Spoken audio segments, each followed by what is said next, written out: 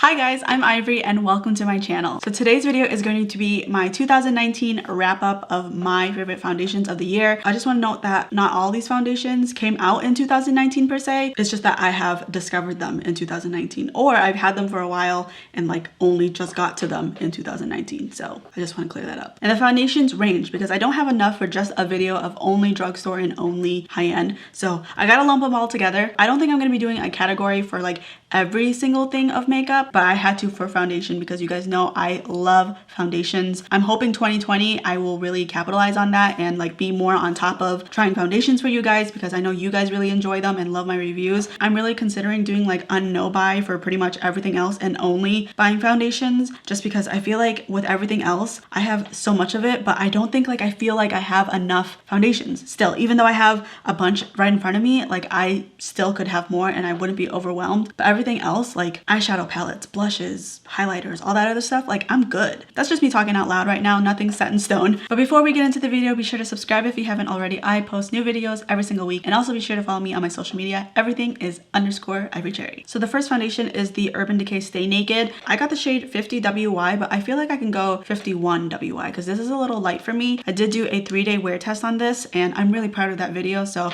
I'll link it up here if you're interested. If you have dry skin or even combination skin, I don't think this is for you. This is really like, this is catered towards oily skin people. It is very matte. The coverage is full. I will say it is quite liquidy, so you will use more product than normal. So for me, like any other foundation, I would use maybe 1 pump or 2 pumps per coat, and I use 2 coats, so it's like 4 pumps maximum. But this one I was using like 3 to 4 pumps because it is so liquidy, but it does not feel heavy. So you might use a little bit more product, but the finish is great. It's very matte, like I said, to the point where your face looks like it's already set even when you haven't powdered down yet. It lasts so long. This is my favorite foundation of 2019, hands down. So if you're looking for a high-end foundation, this one's really good. The next foundation I want to recommend, and it's been a while since I've used this, but it's the Maybelline Superstay. Again, really great coverage. I would say that this is full. Everything that I'm going to talk about, I should just say so I don't sound redundant, is great for oily and acne prone skin. This is a satin matte, and I would say it's a really good dupe to the Estee Lauder Double Wear. So if you like that foundation but you don't like that price, because I know I don't, try this foundation because I feel like they are comparable. When I say dupe, it may not be exact, but they are similar enough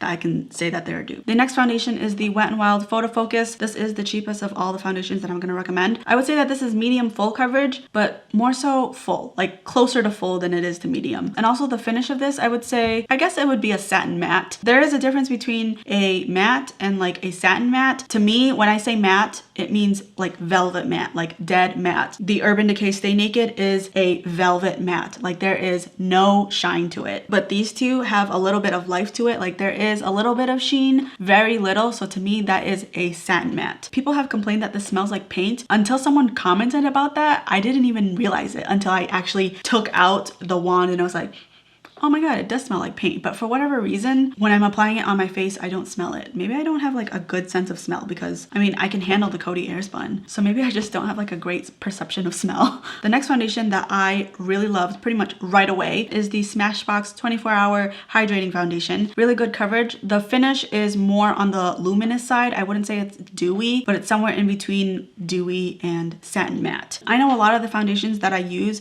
are either matte or like satin matte. That is just because as I wear them over time, when my oils mix in, then I start to get like a nice healthy glow. And I feel like when I wear luminous dewy foundations, I look greasy faster. But by no means am I against hydrating or like dewy foundations. That's just, I just don't want to look greasy in like 4 hours, you know what I mean? Because a lot of the times I'll wear foundation for at least 10 hours. But even though this foundation is more luminous than I would like, when my oils mix with this, it does not look greasy at all. It looks just like luminous and healthy. The next foundation is the Covergirl True Blend Matte Made Foundation. This has been a while since I used this one. I would say that this is a medium coverage. Like you could go full with this, but I don't recommend you do because then you'll start to look a little cakey. This is very matte. I would say that these two are dupes for each other. If you don't want to spend the money on the Stay Naked, try this one because This has the same type of effect, like it's really matte and it almost looks like you set your face, but you didn't. And then the last foundation is the Maybelline Dream Urban Cover. I do really like this foundation. I feel like it looks very skin-like on me and pretty natural, I would say. The coverage, just like this one, is medium. You can probably go full. I don't recommend it though because it does feel a little bit heavy. And also another thing, if I remember correctly, it kind of smells like sunscreen. It has SPF 50 and it does have that SPF sunscreen smell. So that's just one thing, but I do love that it does have sunscreen in it, not sunscreen, SPF in it.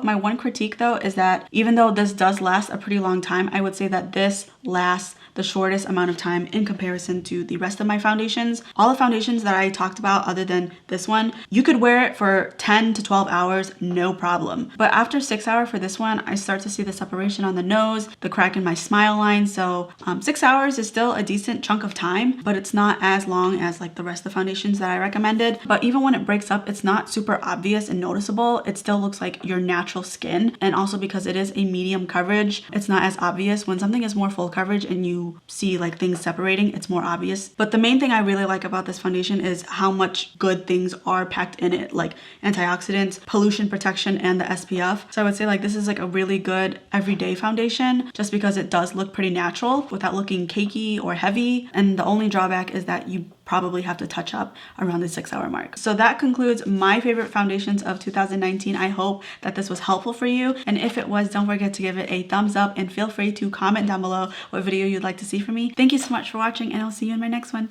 Bye.